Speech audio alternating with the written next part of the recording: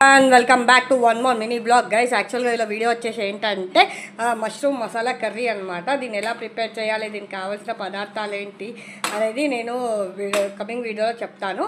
And ఇది రోటీకి చపాతీకి చాలా చాలా యమ్ ఉంటుంది. అండ్ బిర్యానీకి అయితే డెడ్లీ కాంబినేషన్ అనమాట. ఎలా చేయాలి అండ్ క్విక్ అండ్ ఈజీ 10 minutesలో అయిపోయే రెసిపీ అనమాట. ఇది ఎలా తయారు చేయాలి ఏంటి అనేది చూపిస్తాను, వచ్చేసేయండి. కావాల్సిన పదార్థాలు మష్రూమ్స్, chopped tomatoes and కాజు, కొత్తిమీర, కరివేపాకు అండ్ ఎండుమిర్చి అండ్ జీలకర్ర అనమాట. తయారు చేసే విధానం ఎలా అనేది చూపిస్తాను, వచ్చేసిగా మనం గ్రేవీ అనేది ప్రిపేర్ చేసుకుందాం. ఈ గ్రేవీకి ఫస్ట్ టమాటోస్ వేసేసుకోవాలండి. మిక్సీ జార్ తీసుకొని దాంట్లో టమాటోస్, ఒక 5 చిల్లీ అండ్ కొంచెం జీరా అండ్ ఒక 2 tablespoons కాజు అండ్ కొంచెం కొత్తిమీర అనేది యాడ్ చేసేసుకొని దీన్ని మిక్సీ చేసుకొని మిక్సీ పేస్ట్ లాగా చేయాలన్నమాట. కొన్ని లైట్గా వాటర్ అనేది యాడ్ చేసేసి మిక్సీ చేసేసుకోవాలి. ఇలా పేస్ట్ చేసేసుకొని పక్కన పెట్టేసుకోవాలి. ఇప్పుడు మన నెక్స్ట్ ప్రాసెస్ ఏంటనేది చూపిస్తాను. ప్యాన్ పెట్టేసుకొని ఆయిల్ వేసేసుకోవాలి. ఆయిల్ వేసేసుకోవాలి. కొంచెం ఎక్కువ పడుతుంది ఎందుకంటే గ్రేవీ కాబట్టి.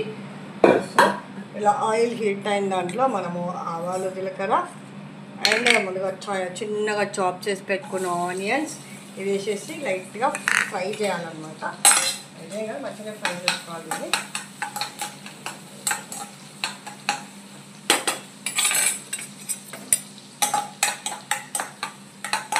తర్వాత ఇప్పుడు మనం ముందుగా గ్రైండ్ చేసి పెట్టుకున్న పేస్ట్ అనేది ఇందులో వేసేసుకోవాలి. ఇందులో వేసేసుకొని కొంచెం ఒక్కసారి మిక్స్ చేసుకోవాలన్నమాట. టమాటో ఇవన్నీ కలిసేలాగా మిక్స్ చేసేసుకోవాలి. ఇలా మిక్స్ చేసుకున్న దాంట్లో లైట్గా పసుపు వేసేసుకోవాలి. పసుపు కొంచెం ఒక 1/2 స్పూన్ కారం, ఎందుకంటే అల్లం వెల్లిగడ్డ పేస్ట్ వేసినాం, ఇది వేసాం కాబట్టి రెడ్ చిల్లీ వేసాం కాబట్టి కొంచెం కారం అండ్ తగినంత ఉప్పు అండ్ కొంచెం గరం మసాలా అనేది యాడ్ చేసుకోవాలి. యాడ్ చేసేసుకొని దీన్ని ఒకసారి మళ్ళీ మంచిగా మిక్స్ చేసుకోవాలన్నమాట. గ్రేవీ మొత్తాన్ని ఇలా గ్రేవీ మొత్తం మిక్స్ అయిన తర్వాత ఇప్పుడు మనము చిన్నగా చాప్ చేసి పెట్టుకున్నాం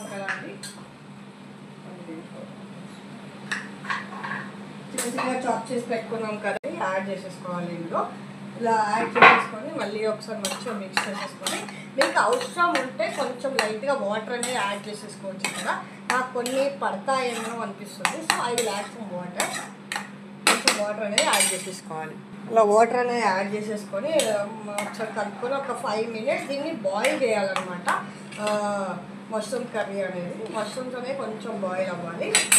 బాయిల్ అయినాక మళ్ళీ చూపిస్తాను. ఇలా మసాలా నుంచి ఆయిల్ సపరేట్ అయినాక బాయిల్ చేసుకోవాలి. ఇలా సపరేట్ అయిన దాంట్లో మనము ఇప్పుడు లాస్ట్లో ఫైనల్గా కొత్తిమీర అనేది వేసేసుకొని ఆఫ్ చేసేసుకోవాలన్నమాట. ఒక్కసారి మంచిగా మొత్తం మిక్స్ చేసేసి స్టవ్ అనేది ఆఫ్ చేసేసుకుందాం.